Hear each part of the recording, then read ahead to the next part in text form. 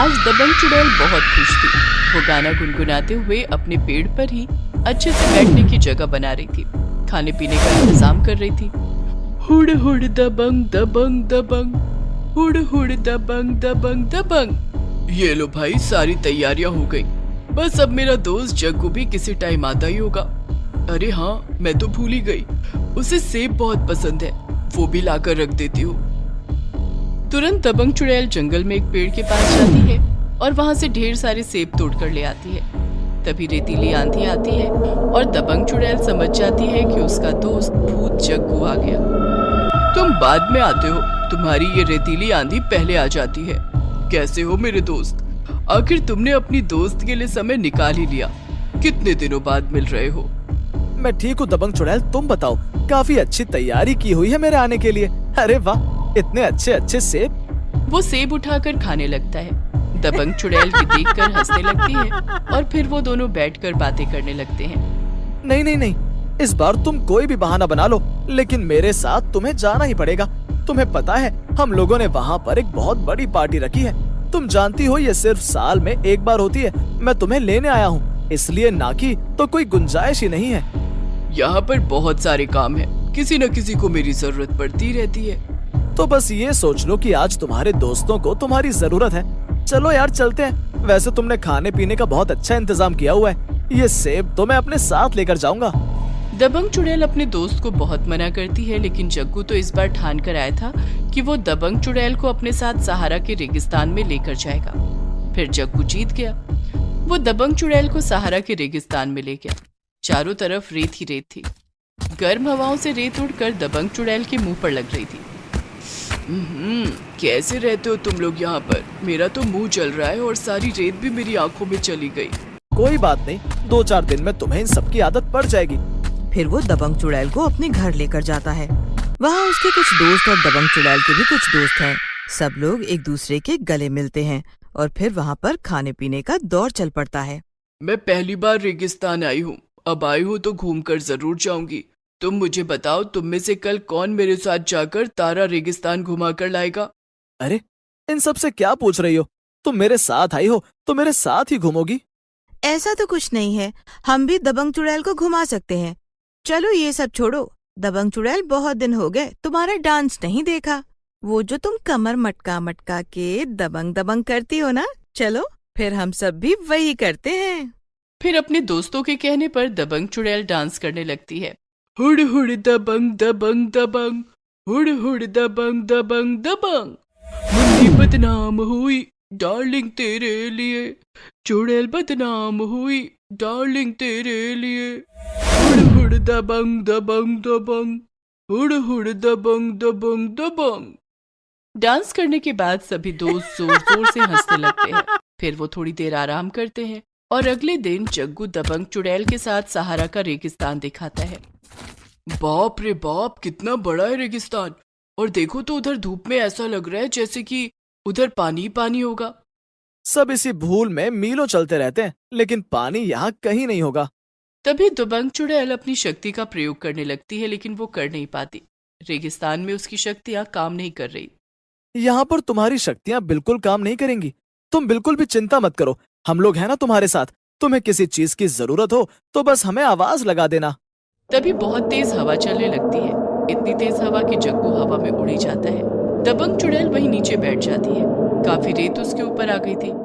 जैसे ही हवा का दबाव कम होता है, चुड़ैल देखती है कि वो आधी रेत में दब चुकी है और उसे बहुत तेज प्यास लगी है। ये जग्गू कहाँ गया? मुझे तो दूर दूर तक दिखाई नहीं दे रहा। कहीं मैं रेगिस्तान में गुम तो नहीं हो गई? नहीं नहीं, ऐसा नहीं होना चाहिए। यहाँ तो मेरी शक्तियाँ भी काम नहीं कर रही हैं और मुझे प्यास भी बहुत लगी है। दबंग चुड़ैल जग्गू को आवाज देते हुए इधर उधर उसे ढूंढ रही थी। जग्गू, जग्गू कहाँ हो तुम? मैं यहाँ रेगिस्तान में गुम हो गई हूँ।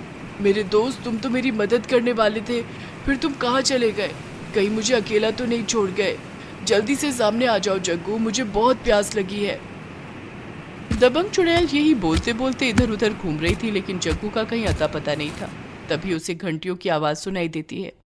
वो समझती है कि शायद जग्गू है, लेकिन ऐसा नहीं था। दूर एक ऊंट चलता हुआ आ रहा था। धत तेरी की, ये तो एक ऊंट है। तभी ऊंट दबंग चुड़ैल के पास आकर रुक जाता है। लगता है तुम इस रेगिस्तान में खो गई हो चुड़ैल।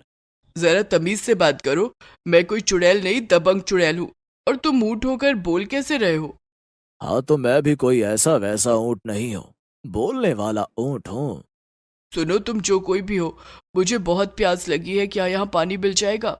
नहीं नहीं, यहाँ तो दूर दूर तक पानी नहीं है। तुम कैसी हो? तुम्हें पानी लेकर निकलना चाहिए था। बोल तो तुम ऐसे रहे हो जैसे कि तुम पानी लेकर निकले हो। मैं कभी बिना पानी के निकलता ही नहीं हूँ।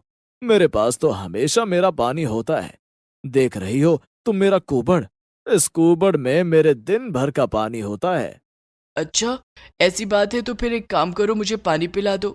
कैसी बातें कर रही हो, कितनी मूर्ख चुड़ैल हो तुम।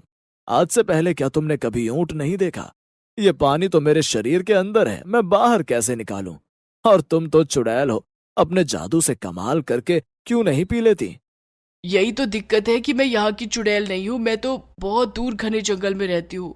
यहाँ पर अपने दोस्तों से मिलने आई थी। मेरा दोस्त मुझे छोड़कर पता नहीं कहाँ उड़ गया और मेरा जादू भी काम नहीं कर रहा है। ओहो, तुम्हारे साथ तो बहुत बुरा हुआ।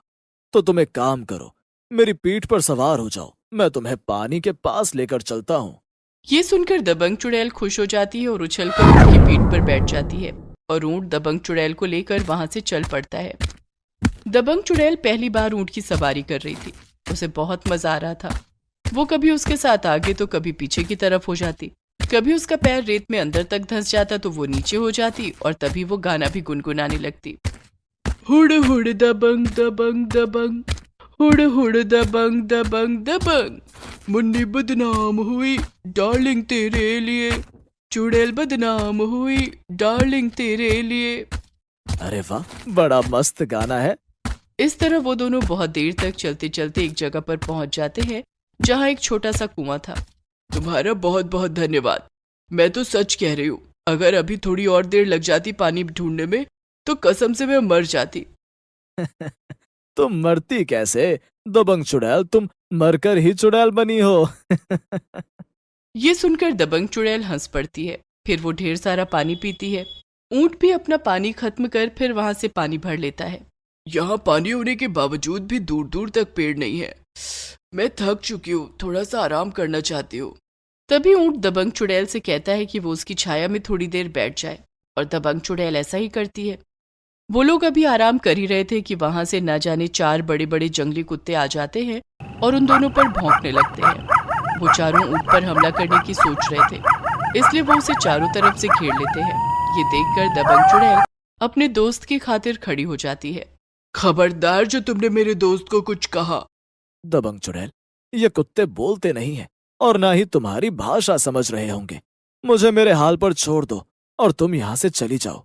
माना कि तुम मुझे अभी थोड़ी देर पहले मिले हो, लेकिन तुमने मुझे यहाँ तक अपने ऊपर सवारी करवाई और फिर पानी पीने के लिए दिया। ये एहसान ही बहुत है। दबंग चुड़ैल तुम्हें इन कुत्तों से बचा लेगी। तब दबंग चुड़ैल उन कुत्तों को मारने लगती है, लेकिन वो कुत्ते इतने बड़े और खूंखार थे कि दबंग चुड़ैल उन्हें काबू में नहीं कर पा रही थी। तभी कहीं से जग्गू उड़ता हुआ वहां आ जाता है। माफ करना दबंग चुड़ैल, मैं भूत हूँ, इसलिए कहीं पर भी हवा से उड़कर चला जाता हूँ। बड़ी मुश्किल से ढूंढ कर यहाँ आया हूँ। अब तुम्हारा ये दोस्त इन कुत्तों को संभाल लेगा। तभी जग्गू अपने मुंह से आग निकालता है और उन कुत्तों के ऊपर आग से वार करने लगता है। वो जल ना जाएं, इसलिए वो चारों कुत्ते वहां से भाग जाते हैं। तुम्हारा बहुत बहुत धन्यवाद। अरे कमाल हो गया, बोलने वाला ऊँट। अब तो ये मेरा दोस्त है, इसने मुझे रेगिस्तान में गुम नहीं होने दिया और देखो यहाँ ठंडा ठंडा पानी भी पिलाया। चलो भाई, अब मुझे जाने की इजाजत दो। तुम्हारा दोस्त आ गया है, अब तुम उसके साथ जाओ। और तुम कहाँ जा रहे हो? सहारा का रेगिस्तान बहुत बड़ा है, यहाँ पर कोई ना कोई भटका हुआ मिल जाता है। मैं उन्हें राह दिखाने का काम करता हूँ और इसलिए मैं बोलने वाला ऊँट हूँ। मैं सबकी बोली बोल लेता हूँ। वाह भाई वाह, तुम तो बहुत अच्छा काम कर रहे हो। तुमसे मिलकर मुझे बहुत खुशी हुई। कभी मेरे यहाँ पर भी आना। मैं जंगल में रहती हूँ, पास में एक नदी है और साथ में एक गाँव। आओगे ना कभी? हाँ हाँ बिल्कुल, अब तो मैंने इसे देख लिया, कभी आऊंगा इसको साथ लेकर आऊंगा। बिल्कुल, मैं जरूर आऊंगा दबंग चुड़ैल। और ये कहकर वो वहां से चला जाता है। जग्गू दबंग चुड़ैल को लेकर वापस अपने दोस्तों के पास आ जाता है। दबंग चुड़ैल उन्हें आज की पूरी घटना बताती है और कुछ दिन अपने दोस्तों के साथ गुजारने के बाद वो वापस जंगल आ जाती है। बहुत समय से गांव में और जंगल में बहुत शांति थी। गांव के लोगों ने बहुत तरक्की कर ली थी। खेती बाड़ी के नए नए उपयोग करके उन लोगों ने अपनी आमदनी को बढ़ा लिया था। दबंग चुड़ैल भी अब आराम से रहती थी क्योंकि किसी को कोई परेशानी नहीं थी, इसलिए वो भी दबंग चुड़ैल के पास आकर सहायता नहीं मांगते थे। लेकिन जैसे कि परिवर्तन जीवन का नियम है, एक परिवर्तन होना शायद अभी बाकी था। वो दिन बड़ा ही सुहाना दिन था जब एक काले कपड़ों वाला लंबा चौड़ा तांत्रिक गांव की सीमा के बाहर आकर बैठ गया।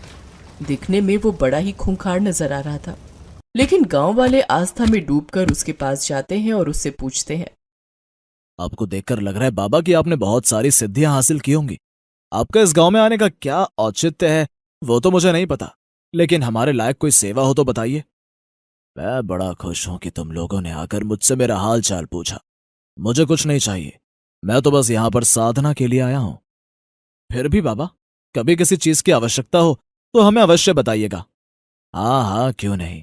बस एक प्रार्थना है, मैं यहां पर जब तक तंत्र साधना कर रहा हूं कोई भी आकर मुझे परेशान ना करे। गांव वालों ने समझा कि तांत्रिक बहुत ही पहुंचा हुआ तांत्रिक है, इसलिए वो चाहता है कि कोई उसे परेशान न करे, इसलिए गांव वाले उस तरफ जाते ही नहीं थे। कुछ समय तो बड़ी शांति से निकल गया। फिर एक दिन गांव का एक आदमी मरी हुई हालत में मिला। पता नहीं, इसे देखकर तो लग रहा है कि इसे कुछ भी नहीं हुआ है, लेकिन देखो तो कैसे सफेद पड़ा हुआ है, जैसे कि किसी ने इसके शरीर पर सारा खून निचोड़ दिया हो। लगता है कोई बीमारी हो गई होगी। गांव में जितने मुंह उतनी बातें। फिर 2-3 दिन बाद फिर एक व्यक्ति की मौत हो जाती है और देखते ही देखते महीने में 10-15 लोग मर जाते हैं। अब गांव वालों को चिंता होने लगी और वो सब दबंग चुड़ैल के पास पहुंच गए। दबंग चुड़ैल, कुछ तो करो, पता करो आखिर गांव के लोग इस तरह क्यों मर रहे हैं। ना उन्हें कोई चोट लगती है, ना कहीं से खून निकलता है, बस वो मरे हुए होते हैं और उनके शरीर में खून की एक भी बूंद नहीं होती। ये तो बड़े ही सोच विचार की बात है। आखिर ऐसा हो क्यों रहा है? गांव में कोई ऐसी घटना हुई थी जिसके बारे में मुझे ना पता हो? नहीं दबंग चुड़ैल, ऐसा तो गांव में कुछ भी नहीं है। पर हाँ, 1-1.5 महीने पहले एक तांत्रिक गांव के बाहर आकर साधना कर रहा है और उसने हम लोगों को वहां आने से मना किया है, इसलिए वो तो ये काम नहीं कर सकता।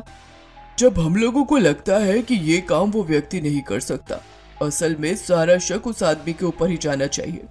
पर तुम लोग घबराओ नहीं, दबंग चुड़ैल है ना तुम लोगों के साथ। अब तुम लोग घर जाओ और आराम से बैठ जाओ, मैं इस बारे में पता निकाल कर ही रहूंगी। सब लोग दबंग चुड़ैल पर बहुत भरोसा करते थे, इसलिए सब अपने घर चले जाते हैं और दबंग चुड़ैल उस तांत्रिक के बारे में पता करने के लिए रूप बदल कर वहां पहुंच जाती है।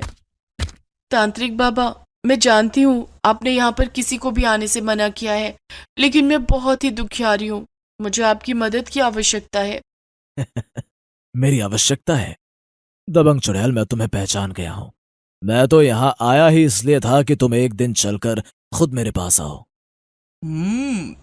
तुम तो बहुत पहुंचे हुए आदमी निकले, मुझे तुरंत पहचान गए। हाँ, ये तंत्र साधना मैंने ऐसे ही नहीं करी है भूत पिशाच चुड़ैल, इनकी खुशबू से ही मैं पहचान लेता हूँ।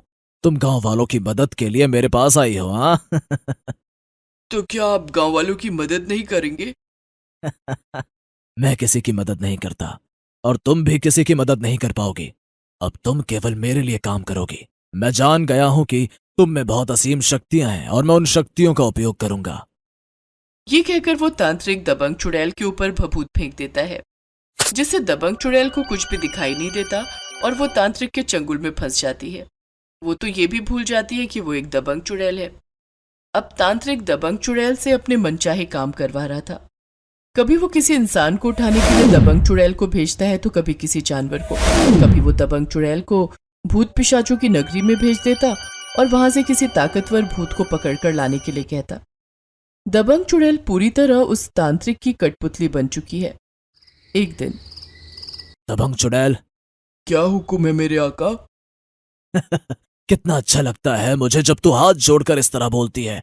जा, मैंने सुना सरपंच के घर में एक पंडित आया हुआ है जो गांव में हो रही घटनाओं के बारे में सरपंच से चर्चा कर रहा है। जा, उस पंडित को पकड़कर मेरे पास ले आ। कोई भी मुझे इस गांव से नहीं निकाल सकता। जा दबंग चुड़ैल, जा और जल्दी से उस पंडित को यहां पकड़ कर ला। जो हुक्म मेरे आका। दबंग चुड़ैल तांत्रिक के कहने पर वहां से गायब होकर सीधा सरपंच के घर पहुंच जाती है। अरे दबंग चुड़ैल, तुम यहाँ अचानक से? पंडित को बुलाकर गांव वालों की मदद करना चाहता है, अभी बताती हूँ तुझे। तभी दबंग चुड़ैल सरपंच को उठाकर पटक देती है और पंडित को पकड़ लेती है। ये तुम क्या कह रही हो दबंग चुड़ैल? क्या वो तुम भूल गई हो कि तुम तो गांव वालों की मदद करती हो? इस पंडित को कहाँ लेकर जा रही हो? मेरे आका का हुक्म है, इसे पकड़कर लेकर जाना है, और खबरदार जो मेरे रास्ते में आने की कोशिश करी, मैं तुम लोगों को जान से मार डालूंगी। कौन है तुम्हारा आका? चल तांत्रिक के पास, मैं तुझे सीधे सीधे मिलवा देती हूँ। दबंग चुड़ैल पंडित को गर्दन से दबोचकर तांत्रिक के पास ले आती है। तांत्रिक दबंग चुड़ैल के सामने ही उस पंडित को मार डालता है। जो भी मेरे रास्ते में रोड़ा बनेगा, मैं उन सबको मार डालूंगा। दबंग चुड़ैल के बदले हुए रूप को देखकर सरपंच का सर घूम गया था।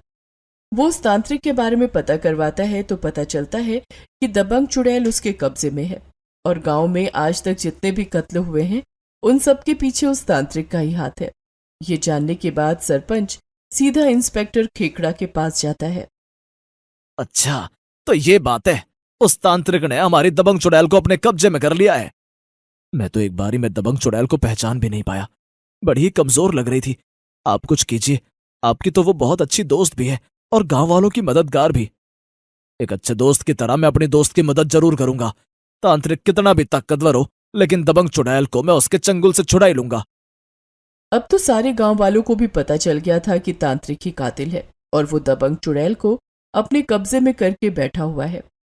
इंस्पेक्टर खेकड़ा ने अपने कुछ सिपाहियों को तांत्रिक के ऊपर निगरानी के लिए लगा दिया। वो दिन रात तांत्रिक की निगरानी कर रहे थे, और आखिर एक दिन उन्हें मौका मिल जाता है। तांत्रिक अपनी झोपड़ी को छोड़कर किसी काम से बाहर चला जाता है। तब इंस्पेक्टर खेकड़ा वहां पर आता है और देखता है कि दबंग चुड़ैल को उसने एक बोतल के अंदर बंद किया हुआ है। हवलदार, इस बोतल को तोड़ दो। हवलदार जैसे ही बोतल को तोड़ता है, दबंग चुड़ैल उसमें से बाहर निकल आती है। वो बहुत ही कमजोर लग रही थी। बड़ी मुश्किल से वो खड़ी हो पाती है और, कौन हो तुम? यहाँ मेरे आका के घर में क्या कर रहे हो? मैं तुम लोगों को जिंदा नहीं छोड़ूंगी। होश में आओ दबंग चुड़ैल, होश में आओ। तुम भूल गई हो मैं इंस्पेक्टर खेकड़ा, हम दोनों तो दोस्त हैं, और तुम्हारी ये हालत, तुम उस तांत्रिक के चुंगल में नहीं आ सकती। तुम तो दबंग चुड़ैल हो जो अच्छे अच्छे तांत्रिकों की छुट्टी कर देती हो। मैं दबंग चुड़ैल हूँ? नहीं नहीं, मैं अपने आका की गुलाम हूँ। तभी हवलदार आकर इंस्पेक्टर खेकड़ा के कान में कुछ कहता है, और तभी इंस्पेक्टर खेकड़ा अपनी जेब से फोन निकालता है और गाना बजा देता है। हुड़ हुड़ दबंग दबंग दबंग दबंग, हुड़ हुड़ दबंग दबंग दबंग। गाना बजते ही दबंग चुड़ैल के अंदर जोश भरने लगता है। वो धीरे धीरे खुद को ताकतवर महसूस करने लगती है। तभी इंस्पेक्टर खेकड़ा देखता है कि दबंग चुड़ैल के गले में एक लाल रंग का धागा है। वो दबंग चुड़ैल के उस धागे को तोड़ देता है, और धागा टूटते ही दबंग चुड़ैल गाने के ऊपर डांस करने लगती है। हुड़ हुड़ दबंग दबंग दबंग, हुड़ हुड़ दबंग दबंग दबंग। अरे इंस्पेक्टर खेकड़ा, तुम यहाँ और मैं कहाँ हूँ? अरे हाँ, मुझे तो याद आया, मैं तो तांत्रिक के पास आई थी, उसने मुझे अपनी शक्ति से गुलाम बना लिया। तुम सही हो गई हो दबंग चुड़ैल, तुम सही हो गई हो। मेरी दोस्त, तुम भूलो मत कि तुम दबंग चुड़ैल हो और तुम्हें उस तांत्रिक का खात्मा करना है, और इस काम में हम तुम्हारे साथ हैं। तभी एक सिपाही इशारा कर बताता है कि तांत्रिक वापस आ रहा है।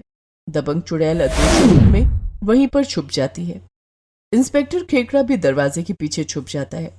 तांत्रिक जैसे ही अंदर आता है, इंस्पेक्टर खेकड़ा उसके सर पर बंदूक लगा देता है।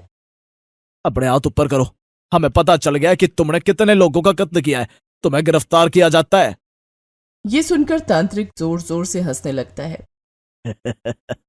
मेरा कोई कुछ नहीं बिगाड़ सकता, देखो अभी तुम्हारी दबंग चुड़ैल ही तुम्हें मार डालेगी।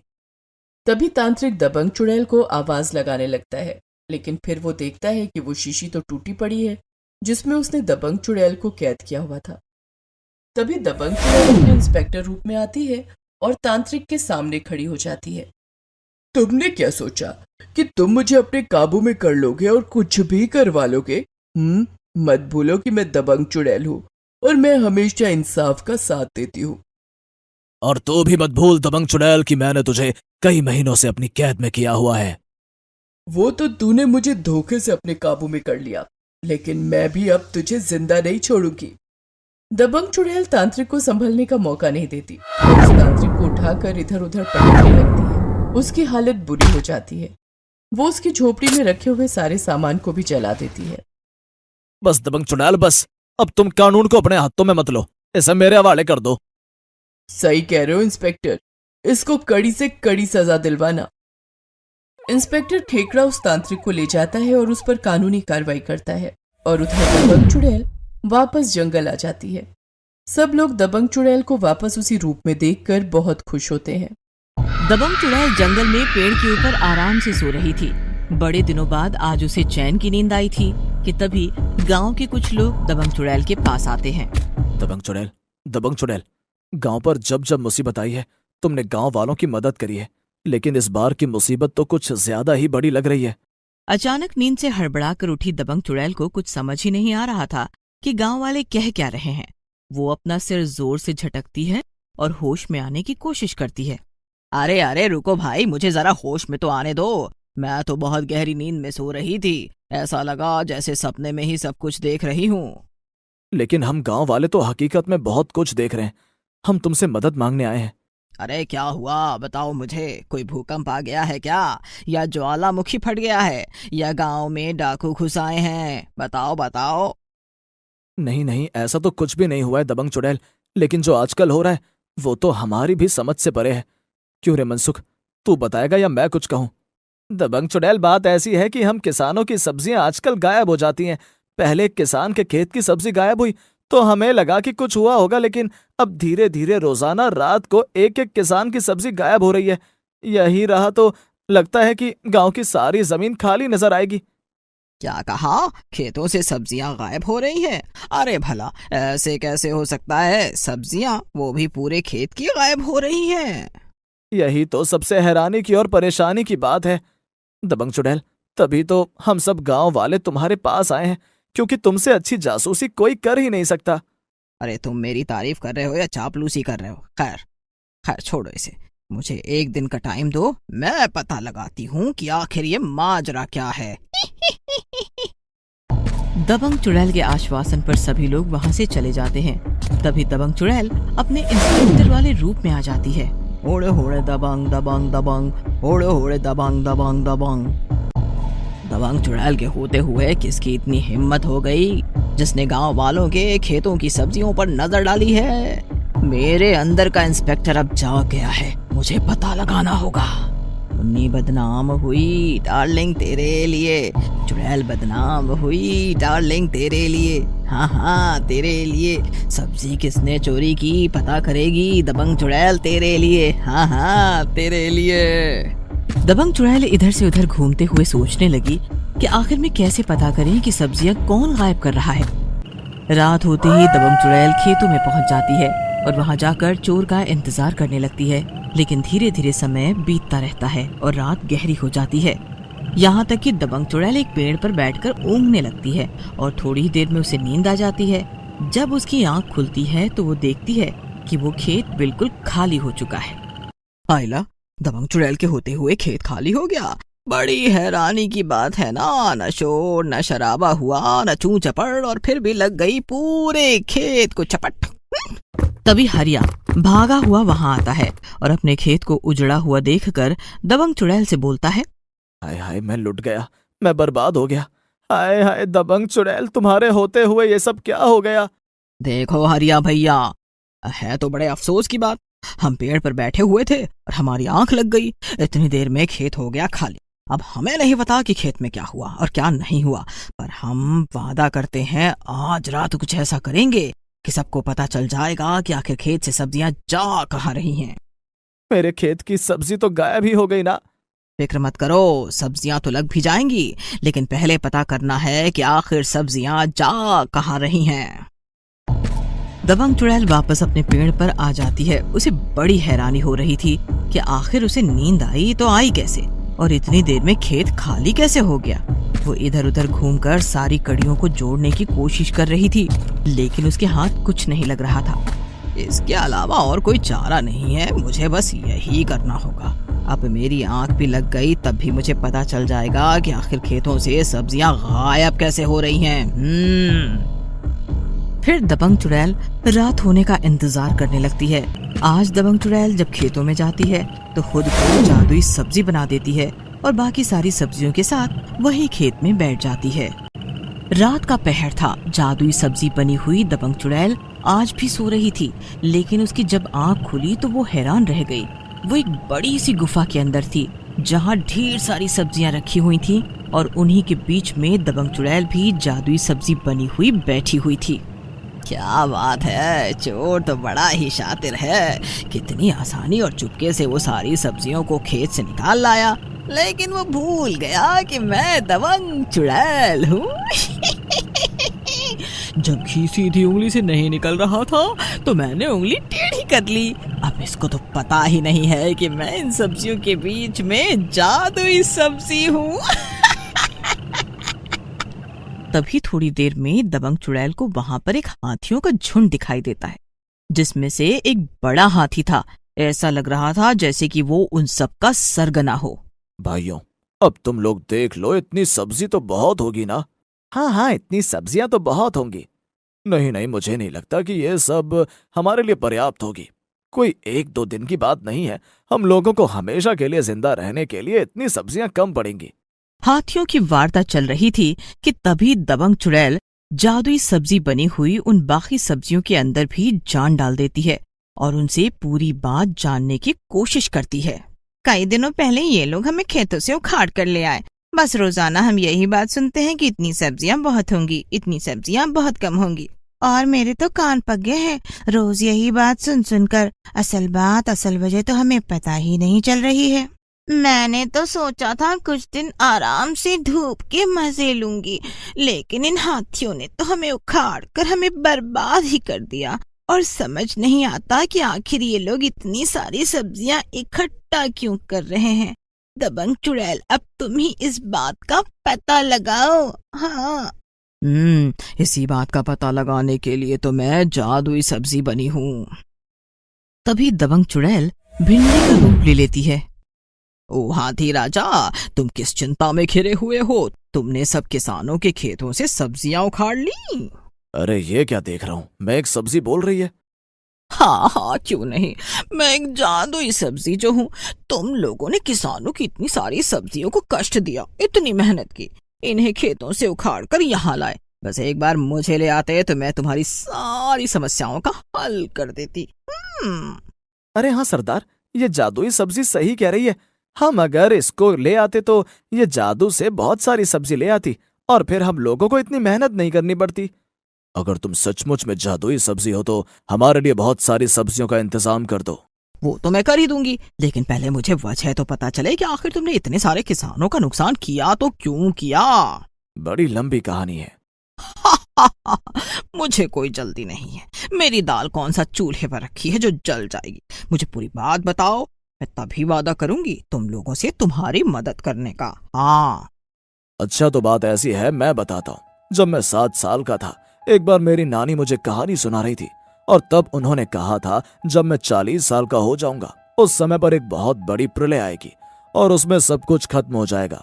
तब तुम अपनी सभी साथियों को लेकर एक गुफा में चले जाना और अपने खाने पीने का सारा इंतजाम रखना। और मैं अगले महीने 40 का हो जाऊंगा, इसलिए मैं अपने सभी साथियों की जान की रक्षा के लिए यही सब कर रहा हूँ। अरे वो हाथी, तेरा सर जितना बड़ा है उतना ही छोटा तेरा दिमाग है। तेरी नानी ने तुझे ऐसा कहा और तूने मान लिया? मैं अपने झुंड का मालिक हूँ और मुझे इनकी फिक्र है, मैंने इसलिए ऐसा किया। और भला मेरी नानी मुझसे झूठ क्यों बोलेगी? तभी दबंग चुड़ैल सब्जी का रूप छोड़कर दबंग चुड़ैल के रूप में आ जाती है और अपनी कमर पर हाथ रखकर होड़ होड़ दबंग दबंग दबंग, होड़ होड़ दबंग दबंग दबंग, होड़ होड़ दबंग दबंग दबंग। चलो तो फिर यही पता करते हैं आखिर तुम्हारी नानी को ये बात कैसे पता चली। तभी दबंग चुड़ैल उन सबको उनके फ्लैशबैक में ले जाती है। बड़ा हाथी देखता है कि उसकी नानी उसे सूंड से सहलाकर प्यार कर रही है और ये वाली बात बोल रही है, जिसे सुनकर बड़ा हाथी घबराकर सो जाता है।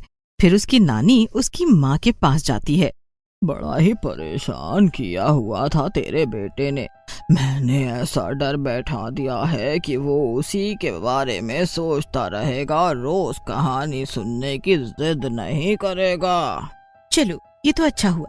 अब इसका दिमाग किसी और तरफ काम करेगा। अपना पूरा दिन धमा चौकड़ी मचा कर रखता था। उफ। फिर दबंग चुड़ैल सबको फ्लैशबैक से वापस ले आती है। इसका मतलब मेरी नानी ने ये बात सिर्फ मुझे इसलिए कही कि मैं उन्हें परेशान करता था, कहानी सुनने की जिद करता था। और नहीं तो क्या, मैंने तो तुम्हारी बात सुनते ही अंदाजा लगा लिया था कि किसी ने तुम्हारा बेवकूफ बनाया है। और देखो, तुमने अपनी बेवकूफी में गांव के किसानों का कितना बड़ा नुकसान किया, यहाँ तक कि मुझे जादुई सब्जी बनकर यहाँ आना पड़ा। हाँ, मुझे माफ कर दो दबंग चुड़ैल, अब हम किसानों को बिल्कुल भी परेशान नहीं करेंगे। दबंग चुड़ैल बाकी सब सब्जियों को नॉर्मल सब्जी बनाकर वहां से सीधा गांव चली आती है और सरपंच को सारी बात बताती है। ये काम तुम ही कर सकती थी दबंग चुड़ैल। अब किसान अपने खेतों में दोबारा से खेती करेंगे और तुम्हारा बहुत बहुत धन्यवाद। ठीक है सरपंच, तुम सब लोग नई सब्जियां उगाने की तैयारी करो अब। ये कहकर दबंग चुड़ैल पेड़ पर आ जाती है और मन ही मन सोचती है कि वो जादुई सब्जी बनकर वहां चली तो गई, और अगर बाय चांस उन हाथियों ने उसे खा लिया होता। और ये सोचकर दबंग चुड़ैल हंस पड़ती है। गर्मी का मौसम था। सुबह सुबह ही दबंग चुड़ैल ठंडे ठंडे आम पेड़ पर बैठकर खा रही थी कि तभी उसे दूर से दो लड़कियां अपने सर पर बड़ी बड़ी गठरियां रखकर आती हुई दिखाई देती हैं। उनसे उन गठरी का वजन भी सहन नहीं हो रहा था। जैसे ही वो पेड़ के नीचे से गुजरती है, दबंग चुड़ैल अपने जादू से उन्हें थोड़ी सी ताकत दे देती है। मुन्नी, क्या तुझे भी ऐसा लगा कि हमारी गठरी का वजन कम हो गया है? अरे हाँ चुन्नी, मैं भी तो तुझसे यही कहने वाली थी। अब दोनों बहनें खुशी खुशी आगे की तरफ बढ़ जाती हैं। दबंग चुड़ैल को भी अच्छा लगता है। वो फिर आम खाने में मशरूफ हो जाती है और कुछ ही देर में वो दोनों लड़कियां रोती हुई जंगल से भागते हुए गांव की तरफ जा रही थी। अरे, इन लड़कियों को क्या हुआ? रोते हुए क्यों आ रही हैं? पता करना पड़ेगा। तभी दबंग चुड़ैल अपने आम छोड़कर उन दोनों लड़कियों के सामने खड़ी हो जाती है। तुम कौन हो और हमारा रास्ता रोककर क्यों खड़ी हो गई हो? अरे, तुम कहीं दबंग चुड़ैल तो नहीं हो? मैंने तुम्हारे बारे में सुना है कि तुम जंगल में रहती हो। आइला, तुम तो बड़ी समझदार लड़की हो, फिर तुम दोनों रो क्यों रही हो? क्या बताओ दबंग चुड़ैल, गिरधारी लाल ने हमारे सारे कपड़े हमसे छीन लिए और गांव से दशहरा चला गया। हमारी माँ और हमने बहुत मेहनत से 1 हफ्ते लगातार सिलाई कर उन कपड़ों को तैयार किया था। बाबा को एक स्कूल से ऑर्डर मिला था। मेरे बाबा बहुत बीमार चल रहे, वो काम करने की स्थिति में भी नहीं है, इसलिए हम तीनों ने मिलकर वो कपड़े तैयार किए और गिरधारी लाल अब उन्हें बेचकर पैसे कमा लेगा। वो हमेशा से मेरे पापा से चलता है और हमेशा मेरे पापा को परेशान करता रहता है। अच्छा, तो ऐसी बात है। क्या हुआ है तुम्हारे पापा को? पता नहीं, हर वक्त बुखार रहता है और खांसते रहते हैं। वो बहुत अच्छे दर्जी हैं, पर गिरधारी लालू ने हमेशा परेशान करता रहता है। आज ही ऑर्डर जाना था, पैसे मिलते तो माँ बाबा का इलाज कराती। और ये कहकर दोनों लड़कियां जोर जोर से रोने लगती हैं। दबंग चुड़ैल उन दोनों को चुप कराती है। अरे अरे अरे अरे, रोने की जरूरत नहीं है। तुम्हारे साथ दबंग चुड़ैल है ना, चलो तुम्हारे घर चलते हैं और फिर से सारे कपड़े तैयार करते हैं। अब ये कैसे हो सकता है? सारा कपड़ा खत्म हो गया है और 3 घंटे में हम कितने कपड़े सिल पाएंगे? अब कुछ नहीं हो सकता, अब मेरे बाबा बगैर इलाज के ही रह जाएंगे। दबंग चुड़ैल और लड़कियों का चेहरा देखकर उदास हो जाती है। फिर वो उन दोनों का हाथ पकड़ती है और गायब होकर सीधा उनके घर पहुंच जाती है। उन लड़कियों को इतनी जल्दी घर पर आया देख उनकी माँ हैरान हो जाती है। तुम दोनों इतनी जल्दी आ गई? ये दोनों बच्चियां अभी घबराई हुई हैं, इन्हें कुछ मत कहो, मैं तुम्हें सारी बात बताती हूँ। फिर दबंग चुड़ैल उनकी माँ को सारी बात बता देती है। ये सुनकर उनकी माँ रोने लगती है। दबंग चुड़ैल उन्हें चुप कराती है और दबंग चुड़ैल के होते हुए तुम्हें रोने या घबराने की जरूरत नहीं, बस देखो अभी मेरा कमाल। तभी दबंग चुड़ैल गाना गाने लगती है। हुड़ हुड़ दबंग दबंग दबंग, हुड़ हुड़ दबंग दबंग दबंग। उसे इस तरह नाचते और गाते हुए देखकर वो सब लोग हंसने लगते हैं। तब दबंग चुड़ैल कहती है, बस इसी तरह हंसते हंसते हम लोग काम शुरू करेंगे। दबंग चुड़ैल उनकी माँ से पूछकर वैसे ही कपड़ों का ढेर लगा देती है। लेकिन दबंग चुड़ैल, हमारे पास तो एक ही मशीन है, 3 घंटे का समय है, इतनी जल्दी इतना सारा काम कैसे खत्म होगा? माँ, मैं पड़ोस वाली चाची से एक और सिलाई मशीन ले आती हूँ। दबंग चुड़ैल के होते हुए परेशान होने की जरूरत नहीं है, ये लो मशीनें। तभी वहां पर 3 मशीनें आ जाती हैं। दबंग चुड़ैल उनकी माँ से नाप लेकर जल्दी जल्दी सारा कपड़ा काट देती है और फिर वो चारों अपनी अपनी मशीन पर बैठकर उन कपड़ों को सिलने लगती हैं। दबंग चुड़ैल अपने जादू से उन लोगों की स्पीड को बहुत बढ़ा देती है और देखते ही देखते वहां पर कपड़ों का ढेर लगना शुरू हो जाता है। दबंग चुड़ैल तो इतने सारे जादू जानती है, फिर वो दर्जी की तरह काम क्यों कर रही है? वो चाहती तो एक ही बारी में सारे कपड़े तैयार हो जाते। तुम सही सोच रही हो मुन्नी, मैं चाहती तो एक ही पल में सारे कपड़े तैयार हो जाते, लेकिन जो मजा मेहनत करके पैसे कमाने का है वो किसी और चीज से नहीं आ सकता। अरे बाप रे बाप, तुमने तो मेरे मन की बात भी पढ़ ली। यही तो खूबी है मुझ में। फिर वो चारों चुपचाप अपने काम में लग जाते हैं। काम की स्पीड इतनी तेज थी कि फटाफट कपड़े तैयार हो रहे थे। दबंग चुड़ैल खड़ी होती है और सब कपड़ों पर जल्दी जल्दी प्रेस करने लगती है।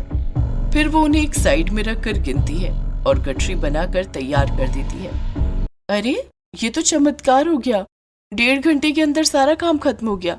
और अगर फिर से गिरधारी लाल ने कपड़े छीन लिए तो? तुम लोग बिल्कुल भी फिक्र मत करो, मैं इन कपड़ों को लेकर जा रही हूँ चुन्नी और मुन्नी के साथ। और वैसे भी गिरधारी लाल उन कपड़ों को लेकर चला तो गया, लेकिन वहां पर कुछ और ही हो रहा होगा। उधर गिरधारी लाल कपड़े लेकर उस जगह पर पहुंच जाता है जहां पर चुन्नी मुन्नी के पापा को ऑर्डर मिला था। अरे मालिक और उनकी छोटी बच्चियों से भला कहाँ काम होने वाला था? वो तो मैंने उस दिन बातों बातों में सुन लिया और देखो मैंने आपका ऑर्डर भी तैयार कर दिया। क्या कहा तुमने?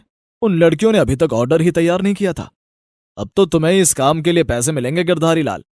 बस आपको मेरा काम पसंद आ जाए, फिर देखो मैं आप जब भी ऑर्डर दोगे फटाफट तैयार करके ले आऊंगा।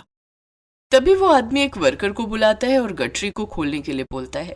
और जैसे ही वो आदमी उसे खोलता है उसके अंदर से केवल सड़े गले कागज ही निकलते हैं।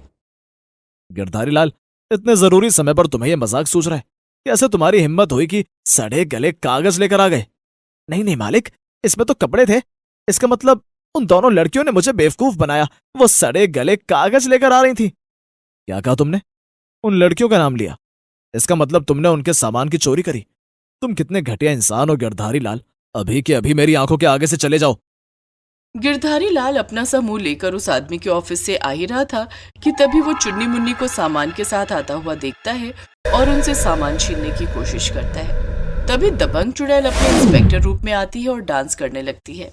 हुड़ हुड़ दबंग दबंग दबंग, हुड़ हुड़ दबंग दबंग दबंग। गिरधारी लाल, तुम्हें शर्म नहीं आई छोटी सी बच्चियों से उनका काम छीनते हुए? देख लूंगा, मैं तुम सबको देख लूंगा।